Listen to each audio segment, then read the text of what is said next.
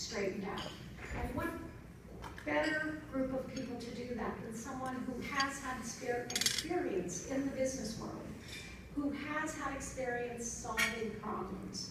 The lessons that I've learned being in business, and these are things that I think all of you will be able to relate to, they're just common sense lessons. We go to work every day and we face challenges and we solve problems. When we solve problems, I don't know about you, but I've never solved a problem when I didn't have to talk to somebody I didn't agree with. That's just by the nature of problem solving. You can't solve problems if you won't talk to each other. And our government has not gotten, they've lost that skill, and we need to remind them of that. I've never negotiated a deal that I got 100% of what I want. Compromise is necessary to move us forward. It's not a dirty word. We need to compromise, and we need to work together. No one has all the answers. Together, we can come to some good solutions, but we need a government with members who are willing to come together and willing to make the hard decisions. And that will require us pulling back from our political stances a little bit. Our politics has gotten way out of control. So we need to reinstitute civility. We need to have people at the table who have actually lived with the consequences of the bills being passed. Decisions have consequences. And what's important is that when you're making that decision, whether it's on Capitol Hill or in your business, you look for the consequences. You look for what the unintended consequences often. And know that before you make that decision. Because it's too late after. Then you're dealing with the cleanup. You need to know what the consequences are. You need to be okay with those consequences. You need to educate people about what this decision makes and why you're making it. So I think we have room to improve all of those things. So the issues that I hear, one of the great joys of doing this has been traveling throughout the 10th District. I love the 10th District. This is the best congressional district in all of Northern Virginia. Let me tell you, hands down. And there's so much opportunity here. The 10th District is still becoming, and that's what I find so exciting. There's still growth, there's still change, there's still opportunity. And having grown up on a farm, I love the western part of the district. It feels like home to me. Having raised my kids in Great Falls and McLean, that feels like home to me too. They're very different places with very different perspectives, but I feel at home both places. So this is the only place that I would even consider representing in Congress. Education.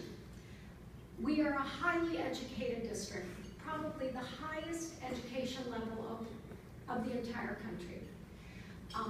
And education is always on everyone's mind. I am a big supporter of education funding. Education is an investment. And we all know that when you invest in your company, it returns to you. And education is an investment. We need to be sure that all kids get a top quality education. We need universal pre-K, early childhood. Statistics bear out early childhood is critically important, so we need universal pre-K, universal full day kindergarten. We need top quality K through 12 education. We need to tackle this problem of college affordability. Too many kids are getting out of college just saddled with debt, which hold them back and frankly hurt our economy. Rick and I bought a house when we were in our late 20s. Too many kids can't buy their first home. They're having to rent longer. They can't enter that market until they pay off their college debt. So we need a solution to this burdening of college debt and making college affordable. We also, though, need to focus on skills training. In the Commonwealth of Virginia, we have 30,000 unfilled technology jobs. without the workforce to fill them. We can fix this. We have an extraordinary community college system that can teach the skills that will allow young people to do this work. Loudoun County is actually ahead of the curve and doing some great things that need to be modeled in the rest of the country. Northern Virginia Community College has a systemic program which focuses on STEM education for both teachers and students. Loudoun Academy, the Loudoun Academies is going to be open in 2018. It will be a magnet school that focuses on STEM. These are exactly the kinds of things we need to scale to the rest of the country, but I'm really proud of Loudoun County and all that it's doing in this area, and it will return to us so much in the future. Transportation. You can't live in Northern Virginia and not understand that transportation is a real issue. We need to be able to improve our road systems, improve our interchanges. We need to look at this bi-county bypass, things like the Western Dulles entrance. We have things we need to do. They all cost money. So that's why one of the first things that I will push when in Congress is a the federal government has to play an infrastructure improvement. We need an infrastructure funding source. There are several very good bills, one on the Senate side, one on the House side. John Delaney has a really interesting infrastructure funding bill that would combines repatriation of corporate profits from overseas if they will allow us to tie that money up and lend it out for infrastructure. A very interesting match on what we need. It's $2.4 trillion that corporations are keeping overseas. Allow them to bring that back. They don't have to pay the additional 15% tax if they will lend it out for infrastructure funding. That doesn't require new taxes. It doesn't require anything. It is a short-term solution to get us up to speed, and then we have to deal with our long-term issues around transportation. Our own Senator Mark Warner has a great bill in the Senate. Both of these are bipartisan bills. His is called the Bridge Act, and it is also develops an infrastructure funding source. It's a public-private partnership, part funded by federal money, part by private equity money. So I want to look at both of these bills. We've got to do something because we have to maintain our roads. This will put people to work. It will improve our economy, and it, once again, this is an investment in our country that will make us, keep us more competitive in the world. So we have to focus on those things. Infrastructure will also, this brings up an interesting issue that we're reading a lot about, our metro. And we here in Loudoun County have a great opportunity with these 2 metro stops that are about to be open, a tremendous opportunity. But we need to hook into a healthy metro system. And we need to make sure that happens. So infrastructure spending would allow us. We have the 4th largest metro system in the country. It has to be a healthy system, and it is a part of the solution to our transportation problems out here in the 10th district. We have Dulles Airport, great, and we need to support Dulles Airport. It's a job creator, and infrastructure spending would help us do that, and schools, building schools. So infrastructure funding would really do a lot to alleviate the pressures on Loudoun County and the 10th district as a whole. There are other things. Here's a little known fact that I was talking to our wonderful Phyllis Randall about, who I so respect and admire, and I'm sorry I said that as she was putting a piece of food in her mouth. But Phyllis is terrific, and I really look forward to working with her. She's been a real gift of my doing this, is getting to meet Phyllis Randall. Equal pay. I am a big supporter of equal pay for women. The 10th district has the highest pay gap of all 11 congressional districts in the Commonwealth. Now, I can't tell you why that is, but I can tell you I'm going to figure it out, because that's not acceptable.